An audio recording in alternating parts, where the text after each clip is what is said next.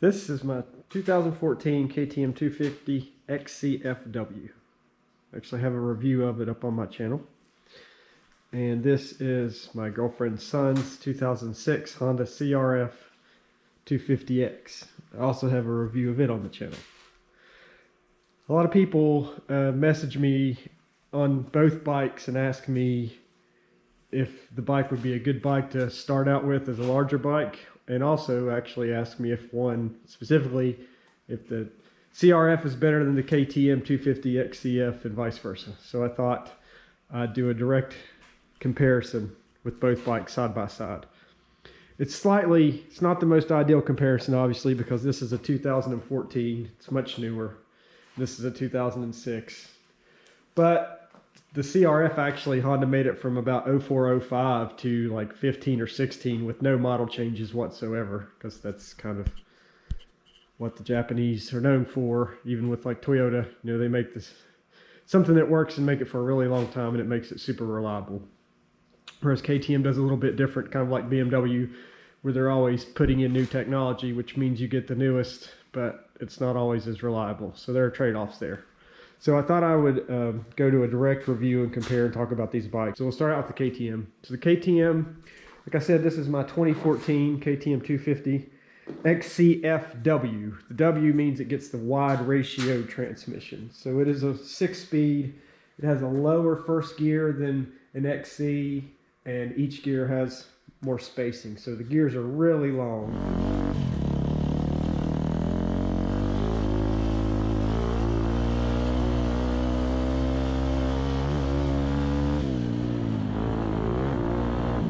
Really wind it out. It's got a great motor on it. You can, you know, all these new 4-stroke motors, you can really run them up to redline, which is like 10 grand. Whereas, you know, I don't know how old the person is watching this, but when I was a kid in the 80s, the 4-strokes ran out of power at probably like 5,000 or 6,000 RPMs. They were all low end, so that's really exciting. Same thing on the Honda. It redlines out at about 10,000 RPM.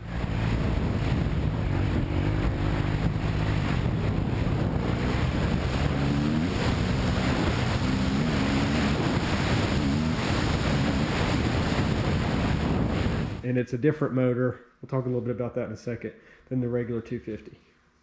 So the KTM weighs in at 232 pounds dry, 38 inches long, give or take. 38-inch seat height, 58-inch wheelbase, and 40 horsepower motor.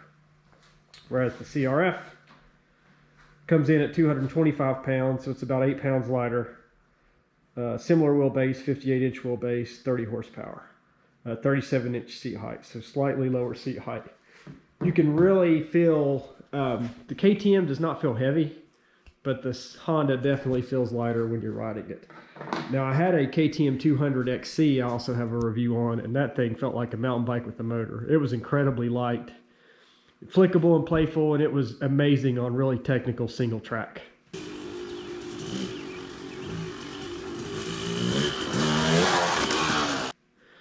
But it didn't feel great when you got up to speed on any kind of rougher terrain, or if it had sand or a lot of rocks. It sort of felt like it would float in a not good way. Whereas both of these bikes feel very, very stable on pretty much any kind of terrain. But the trade-off is they're a little bit heavier. Ow, ow, ow, ow, ow, ow. And the Honda has a really good low end. The KTM's is decent. Recluse obviously would fix the issue on that, but neither of them could do quite like a 2-stroke 200 XC, obviously. But on double track, rougher double track, once you get your speed up, both of these bikes are a real blast. The KTM cockpit, it feels just generally like a bigger bike, even though they're both 250s. Not sure why exactly, but as you can kind of see, it has wider handlebars. Feels a little wider through the middle. It's definitely very comfortable, but it feels like you're on a bigger bike, not in a bad way. Whereas the Honda feels smaller. It might be if somebody's like maybe 5'6", 5'8", maybe even 5'10", or they're just now going to a 250 from a smaller bike. I think it'd be an easier transition. I don't think they would feel as uncomfortable or maybe as intimidated.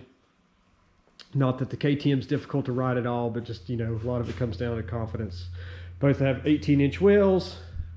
Suspension wise, they're both set up for the trail, obviously. KTM has the WP front fork. I've heard people complain about it. I think it's really nice. It's definitely, you know, you need to adjust it for your weight and ride, but it can feel really good.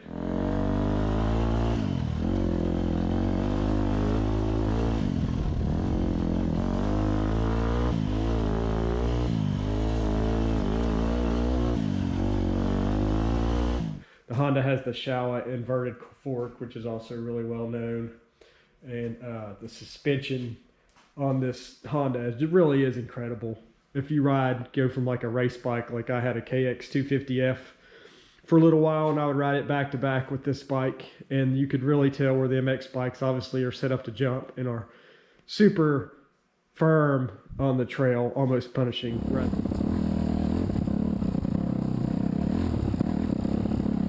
Whereas this thing just soaks the bumps up. You will be immediately comfortable.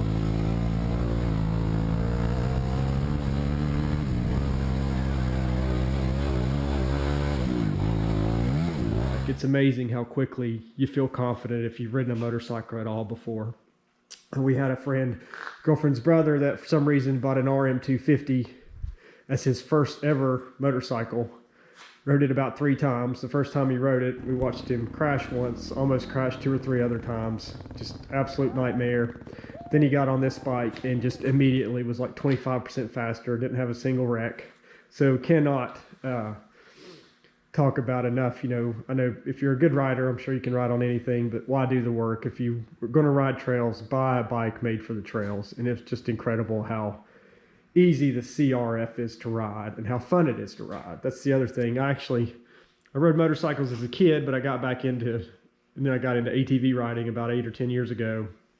And then when Al got this bike and I rode it, I immediately remembered how fun motorcycles are, and it made me start buying bikes again. You just get on it and it's just fun. That's just the best way to put it. It's not the fastest bike you'll ever ride. It's not the gnarliest. It's not going to have the most top speed, but it's just a fun bike, and it has all the power you'll ever need. You're never going to feel like you need more in trail riding, but it's just comfortable and just fun. And it's fun, I think, for anybody. You can build your skill level on it, and from the first day you get it as a big bike to 2, 3, 5 years later, I think you'll really enjoy it. So I can't speak enough positives about these CRFs. They're really cool bikes. The KTM I've really enjoyed. The thing about the KTM, I'll compare a little bit. All the KTMs have just really cool features. The clutch is hydraulic, which is just, once you get used to a hydraulic clutch, there's no going back. It's just so smooth. You can pull it with one finger. It's a Brembo hydraulic clutch, so it's super high quality, and it also has Brembo brakes, front and rear, so the brakes are just amazing on these things. They're just, you can really tell. I mean, they're a little bit pricier, but you get some really nice stuff with it. The Honda's got good stuff, you know, not super special, just regular. It's got regular hydraulic brakes, and they're good. They work. They do what they need to do. Absolutely. They don't have quite as much feel as the KTM, but they do what they need to do, and it has a regular spring-loaded clutch. And the clutch is not too hard at all. I mean, it can be done. I guess 2 fingers, easy, 3. But it's not a hydraulic clutch. Like, again, it's just if you want to go that extra price. Like, these are selling, at least pre-COVID, everything's crazy now. You can usually pick up a really solid CRF for $2,500. Whereas this 250 XCF-W, I got it last year for $4,400 or $4,500, and they're still selling between $4,000 and $5,000. So something to keep in mind there. So if you're on a budget, you can't go wrong with the Honda. If you sold your smaller bike for like $1,500 and you can piece together about $2,500, then you're in shape. But if you got, maybe you're working, adult, you want something a little bit nicer, you've got like $4,000 or $5,000 to spend, then you're definitely going to get some nicer features on the KTM. Can't go wrong with either of these bikes if you do trail, woods bike riding. Like if you're doing really tight, technical, slower stuff, I'd probably do a 2-stroke. But for more general trail riding like we do here in Mountains, North Carolina, a lot of double track, you can't go wrong with either of these bikes. They both build speed in a very controlled manner. They have great suspension. It's easy to build confidence, and they're both really fun to ride. So if you're on a budget, go with the CRF. Or if you really like Honda, worried about reliability. I know the first year, I think in the 05, they had some issues with valves dropping, but they seem to have sorted that out, because this bike, I think he's had it about 5 or 6 years and not had any issues. And if you like the Brembo brakes, you want fuel injection so you don't have to worry about carburetors, you want a hydraulic clutch, which I highly recommend, then KTM's the way to go.